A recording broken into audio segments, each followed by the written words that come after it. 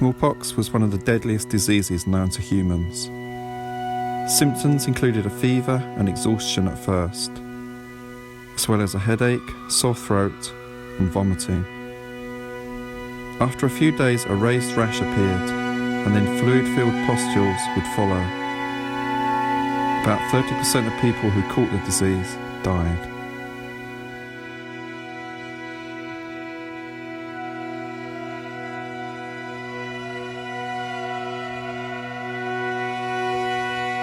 This picture shows patients in a ward in the Hampstead Smallpox Hospital. The fact that there was a hospital dedicated to dealing with smallpox shows the sheer amount of people who were affected. The image presents similarities to the current situation of the coronavirus pandemic, with hospitals being overwhelmed by the amount of patients coming in.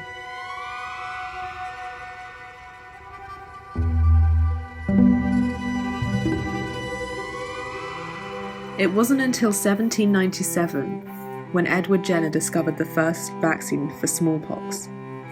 He noticed that dairymaids who had cowpox did not contract smallpox. He used the fluid of one maid's cowpox pustule to inoculate an 8-year-old boy, James Phipps. The boy did not contract smallpox. Jenner called his invention a vaccine, after the Latin word for cow, vaxa. The vaccine was a success, and in the 1830s, the government passed a series of laws making vaccination against smallpox compulsory. Whilst there were many supporters, many were swift to protest, arguing that vaccines were unsafe, unchristian, and invaded people's private lives. This letter, from 1856, is from Andrew Loudon, protesting against the bill of compulsory vaccination. To Sir George Grey, Secretary of State for the Home Department.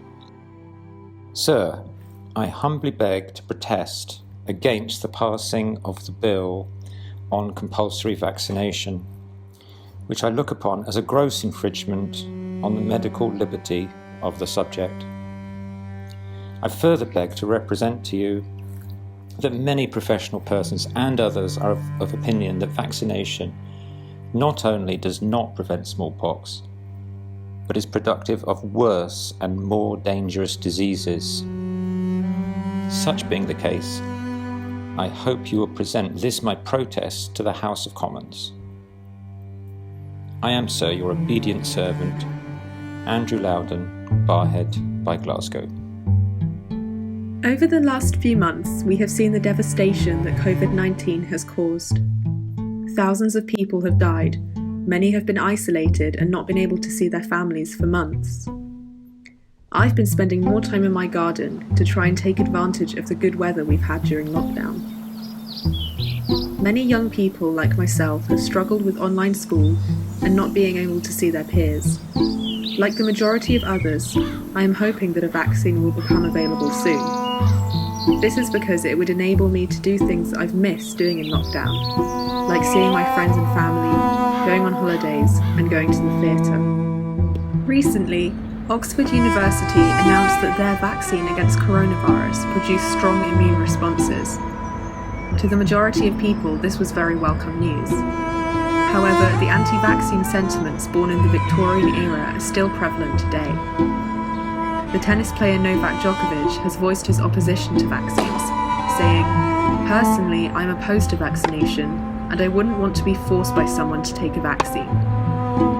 He has been widely criticised for spreading misconceptions about the virus. Despite the many mixed feelings about vaccines, it is clear that they are our best weapon in order to fight disease. The World Health Organization has an effective international vaccination program that work to save the world from smallpox.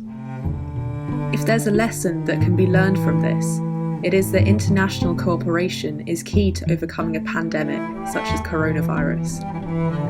Thanks to Edward Jenner and the development of the vaccine, smallpox was declared eradicated in 1980. Let's hope that we can achieve the same outcome with COVID-19.